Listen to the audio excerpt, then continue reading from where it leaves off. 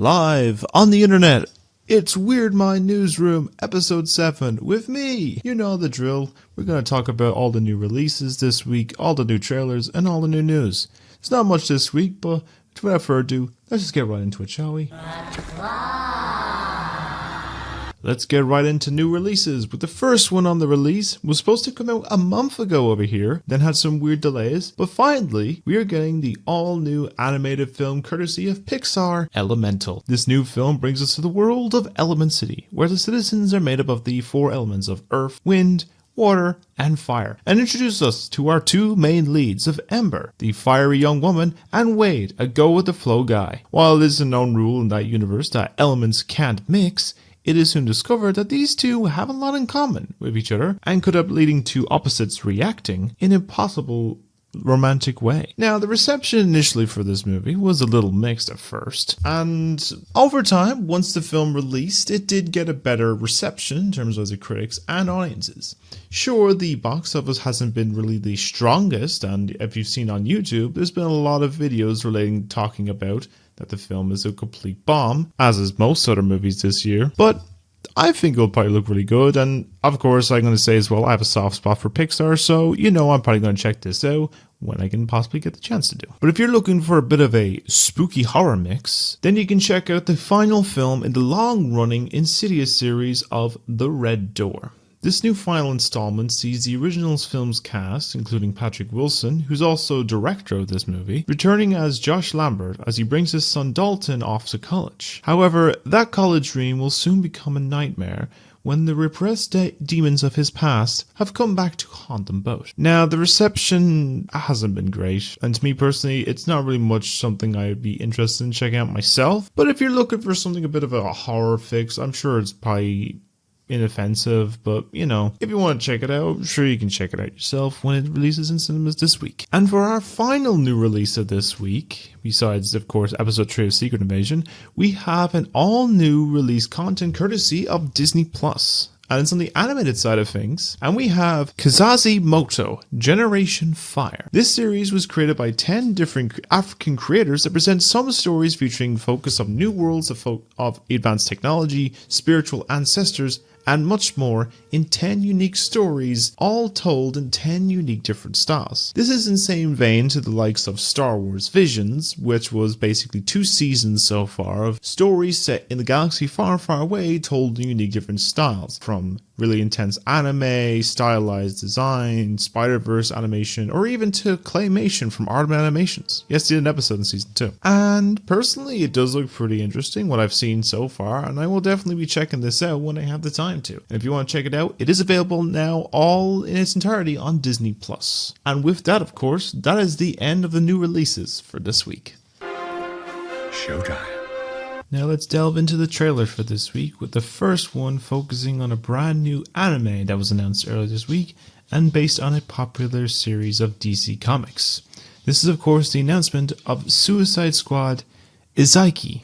I believe that's how it's said, but I could be completely wrong. Now, this new series will be taking a new form of the popular comics and bringing these characters to the fast, fluid world of anime. And according to a friend of mine, shout out to my friend Kay, it is being made by the studio that worked on the first 3 seasons of Attack on Titan. So it does sound pretty interesting. Now, I've seen a bit of Attack on Titan myself, and I've watched the trailer, and it does look pretty interesting, looks pretty fluid, and it looks visually nice. Now, no release date has been given for it as of yet. My projection's possibly next year or 2025, but I'm sure probably in the next couple of weeks at Comic-Con, we'll probably get the announcement, like projected year for it, as well as probably show off some other characters that might appear in the series. But it does look pretty good so far. Now, next up on our series is coming to us from acclaimed director and Super Marvel fan Martin Scorsese in his long-awaited new historical drama thriller of Killers of the Flower Moon. This new film focuses on the senseless murder of the Osage Native American tribe when oil had been discovered on their sacred land in the Osage County back in the 1920s. But what followed from this was the formation and the deep investigation of the Federal Bureau of Investigation, or the FBI, being formed. Now, it does look pretty great.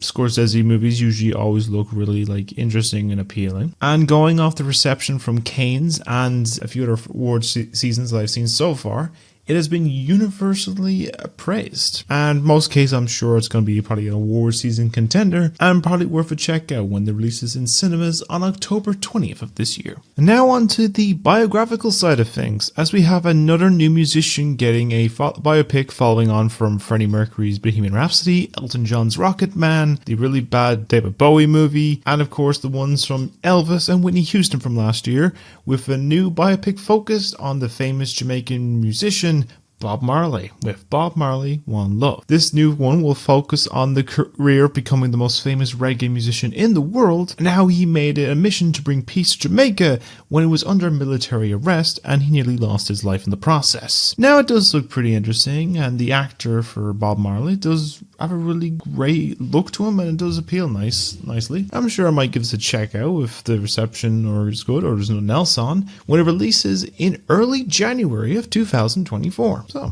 something to look forward to next year. And on our last trailer for this week I'm surprised is getting a sequel, as I know there's not much else about this character. But then again, they did make a 3 film series and possibly a 4th based on a creepy ass doll, and that is with the demon nun Valak, who's back in for a sequel to the 2018 film. This new one takes place 4 years later in 1956 France, where the sudden death or murder of a priest in a sort of guessing a religious school sees the case of the evil, creepy religious figures spreading evil deeds across the nation. And soon, Sister Irene, the main protagonist from the original film, is called forth once again to go face to face with the demon from all of those years ago once again. Now, the first film was alright. It was visually nice looking, and the character is unsettling, and the trailer does have some unique looks to it, and there is a really interesting way that she makes herself appear at the very end, which I actually think is a really cool concept of it. But if you want to confess your sins, then go check out this movie when it releases in 2 months' time on September 8th. And with that, of course, that is the end of the trailers for this week.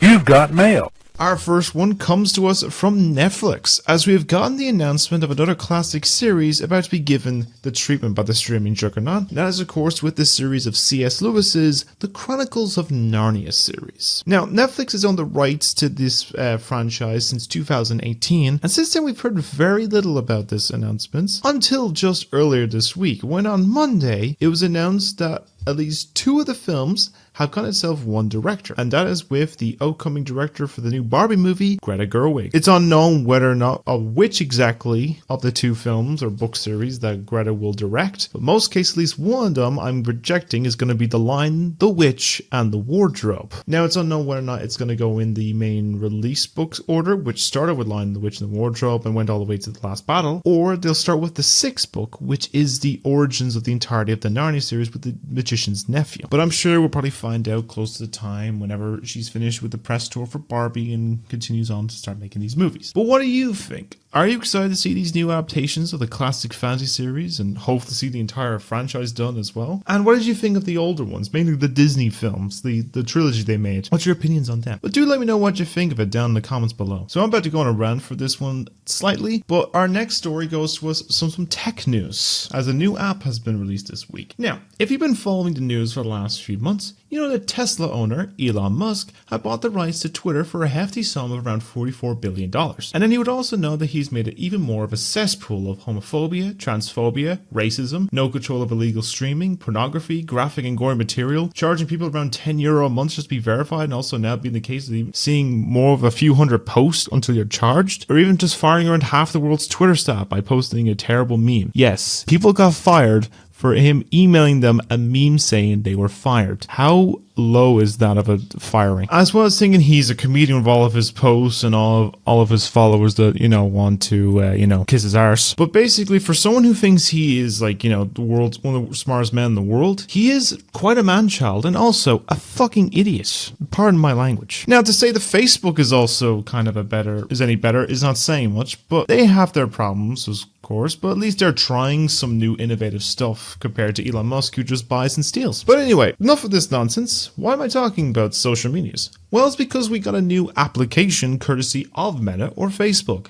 with Threads for Instagram. Now, this new application is seen as a form of a discussion type piece, and it does pretty much look functional, is actually taking content moderation a bit more serious than Twitter is, because Twitter is just a mess. And of course it's in early stages, and it does look functional, but it's in early stages, so there's going to be more updates coming. Now what's spawned from this basically is that it has been successful. It's over 7 million signups since its launch early this week. And also the case that Musk has gone a bit petty, has now tried to sue Facebook because of the situation. Now, of course, it does look interesting, and I will probably try it out when it releases here, but currently right now it's not available in Europe. It's only available in the States, I think parts of Asia and the UK, because they're not part of Europe anymore. But what do you think of this whole thing? Will you try it out yourself when this releases, whenever it comes out, or are you completely fine with just continuing with your other social media apps? And tell me, what do you think of the social media apps in this day and age?